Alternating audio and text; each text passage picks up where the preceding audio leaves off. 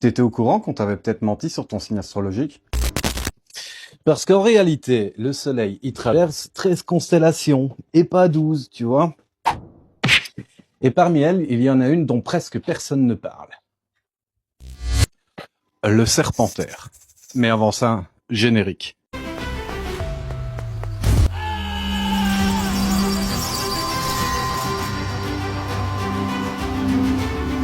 Et quoi de neuf, docteur?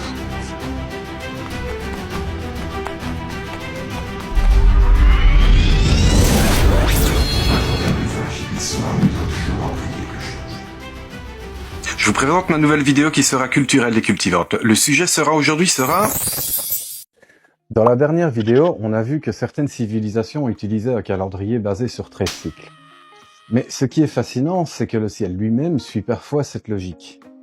Quand les astronomes observent la trajectoire du Soleil dans le ciel, ils découvrent qu'il traverse 13 constellations différentes. Comment fonctionne le zodiaque? Alors, il médite. Quel illuminé! Le zodiaque est une bande imaginaire du ciel que le Soleil traverse au cours de l'année. Cette trajectoire s'appelle l'écliptique. Les civilisations anciennes ont observé les constellations situées sur cette trajectoire, et c'est à partir de ces observations qu'est né le système astrologique que nous connaissons aujourd'hui. Mais quand on observe le ciel réel, le Soleil traverse 13 constellations et non 12. Entre deux signes très connus du zodiaque se cache une constellation dont on parle rarement, le Serpentaire, aussi appelé Ophiuchus. Son nom signifie littéralement celui qui tient le serpent. Cette constellation se situe entre le Scorpion et le Sagittaire. Alors, si on suit la logique du ciel, eh bien, la période du Scorpion devrait être du 23 novembre au 29 novembre.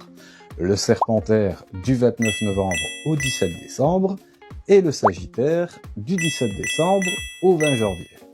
Alors vous allez me dire, pourquoi est-ce que le Scorpion est aussi court? Ce qui est surprenant, c'est que le Soleil ne reste que seulement environ 6 jours dans la constellation du Scorpion, alors que dans l'astrologie traditionnelle, chaque signe dure environ un mois. La raison est simple, les constellations ne sont pas toutes de la même taille dans le ciel.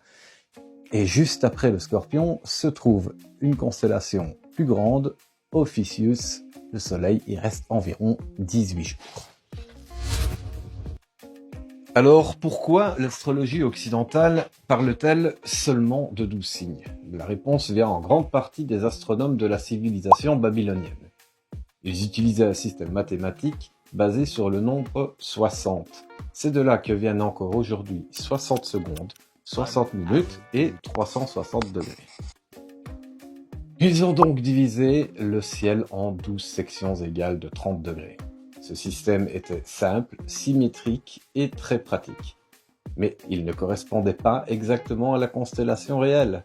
Le Serpentaire existait déjà dans les cartes du ciel. Mais il ne rentrait pas dans cette division parfaite. Il a donc été laissé en dehors du zodiaque astrologique. La mythologie du Serpentaire pointe la symbolique du serpent. L'histoire du Serpentaire ne vient pas seulement de l'astronomie. Dans la mythologie grecque, cette constellation est associée à Asclépios, le dieu de la médecine. Selon la légende, Asclépios était un guérisseur si puissant qu'il aurait appris à ramener les morts à la vie. Un pouvoir qui aurait inquiété les dieux. Le dieu Zeus aurait alors décidé de le frapper de la foudre, et après sa mort, il aurait été placé dans le ciel sous la forme de constellation du Serpentaire. Et pour ce qui est de la symbolique, le Serpentaire est représenté tenant un serpent. Dans l'Antiquité, le serpent symbolisait transformation, renaissance, guérison. C'est pour cette raison que le symbole est encore utilisé aujourd'hui dans la médecine. Ce que montre le Serpentaire, c'est quelque chose d'intéressant.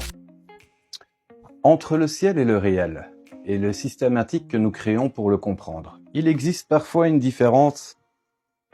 Comme pour le calendrier à 12 mois, nous simplifions les cycles du monde pour mieux les organiser.